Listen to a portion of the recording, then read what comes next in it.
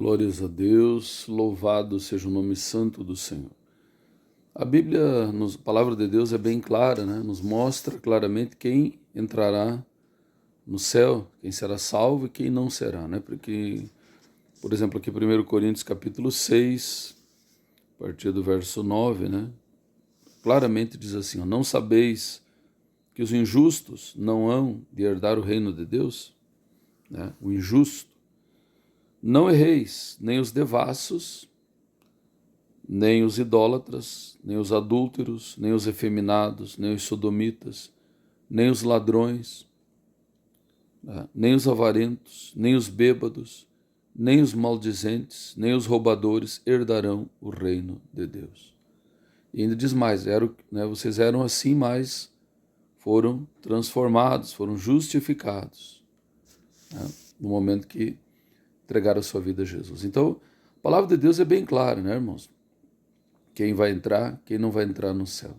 Só que triste será aquele que se condenar por um pecado talvez não tão grave, né? É grave, mas não tanto. Por uma idolatria, pela mentira, por ser um ladrão, né? Por ser avarento.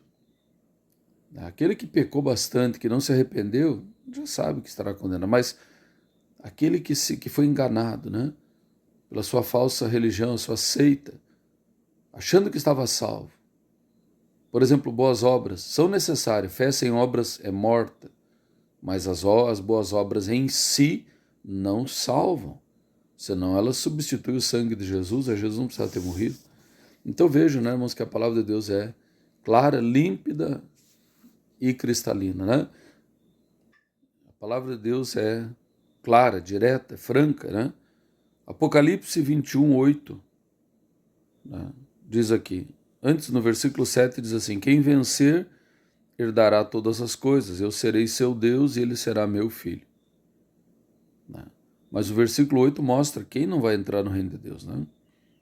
Mas quanto aos tímidos, não é o tímido de personalidade, é o tímido para a obra de Deus, né? Aquele que não quer fazer as coisas para Deus. Quanto aos tímidos, aos incrédulos, aquele que não crê, aos abomináveis, né? Aos homicidas, aos fornicadores, aos feiticeiros, aos idólatras e a todos os mentirosos.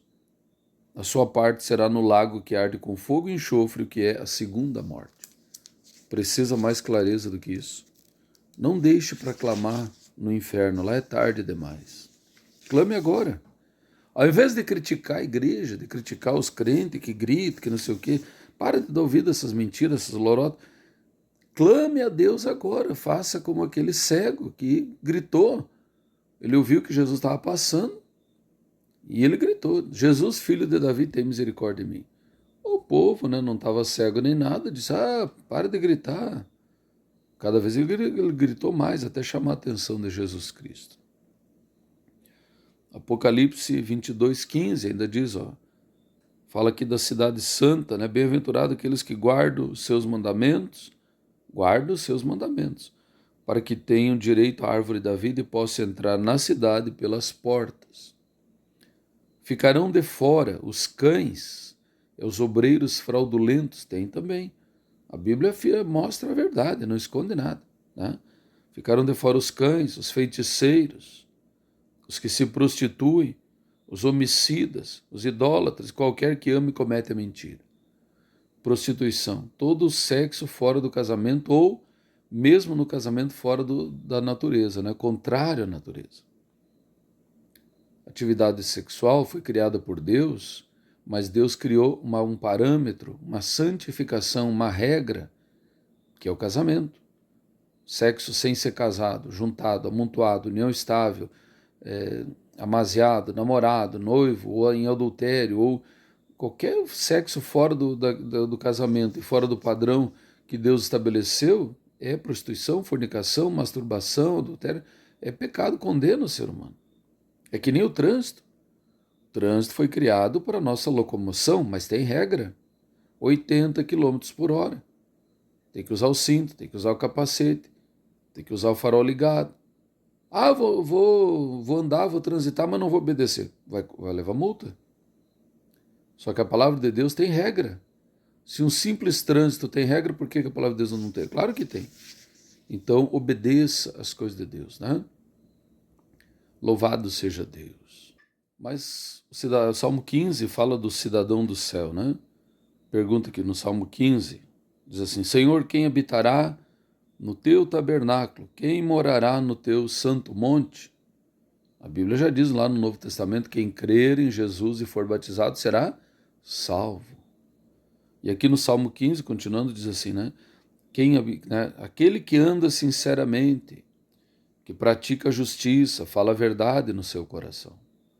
Aquele que não murmura com a sua língua, nem faz mal ao seu próximo, nem aceita nenhum opróbrio contra o seu próximo. Aquele cujos olhos despreza o que é vil, mas honra aos que temem ao Senhor. Aquele que jura com dano seu e contudo não muda. Pessoa de palavra, né? Pessoa que tem palavra.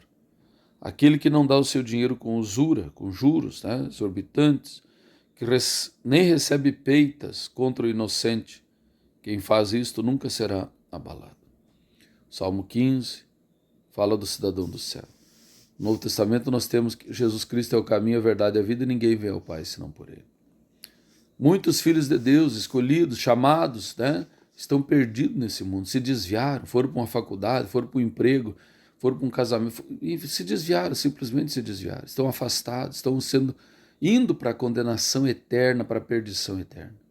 Um cirurgião cardíaco muito famoso, criado numa família de servos de Deus, cristã, evangélica, mas na adolescência logo foi fazer a faculdade, se desviou de Deus, se distanciou do Senhor, do seu Criador.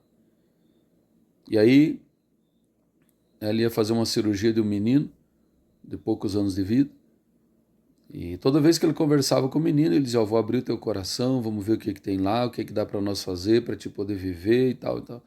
E o menino respondia, toda vez respondia, doutor, quando o senhor abrir o meu coração, o senhor vai encontrar Jesus lá dentro, porque eu tenho Jesus no meu coração.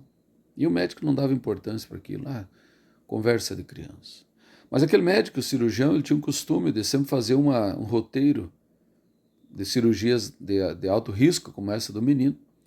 E na noite anterior da cirurgia, ele perdeu o sono e foi fazer aquele roteiro. Cirurgia cardíaca, menino, nome tal, idade tal, começou a fazer todo o roteiro, preparar-lhe todo aquele roteiro, e de repente algo de Deus assim tocou nele. Ele começou a chorar.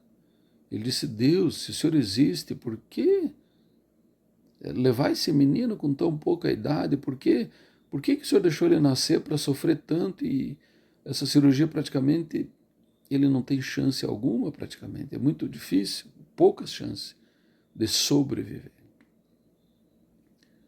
E de repente Deus fala com ele, que aquele menino tinha uma missão aqui na terra. Chamar de volta um dos filhos de Deus que estava distanciado, estava se perdendo, que era ele, o próprio médico. E aquele médico se largou aos prantos ali. No outro dia fez a cirurgia. Depois, após a cirurgia, conversou com aquele menino. E o médico contou a experiência para ele, que estava voltando para Deus, voltando para Jesus. E o menino disse, viu, doutor, o que eu lhe falei, que o senhor ia encontrar Jesus no meu coração. Mas dali poucos dias aquele menino partiu para a eternidade. E o médico guardou aquela experiência, voltou para os caminhos do Senhor. Então veja, irmãos, que o ser humano, ele segue um caminho, se distancia de Deus, vivendo a sua própria vida, da sua maneira, e se perdendo. Não deixe para clamar quando estiver no inferno. A tua alma não morrerá, estará no céu ou no inferno. Clame agora, busque agora, tempo é agora. Aqui nada é definitivo, tudo é passageiro, busque a Deus. A salvação é permanente e é eterna. Vamos orar a Deus. Senhor nosso Deus e Pai, que esta mensagem breve, curta, simples, singela, venha alcançar vidas. Ó Deus, venha despertar vidas. A fazer um propósito, voltar para os caminhos do Senhor, como esse médico, como esse cirurgião da história. Paizinho amado, Rei da Glória, Deus excelso, eu oro pedindo e já agradecendo pelas vidas que o Senhor vai salvar, vai alcançar e tem alcançado. Muito obrigado. Em nome do Senhor Jesus. Amém. Graças a Deus.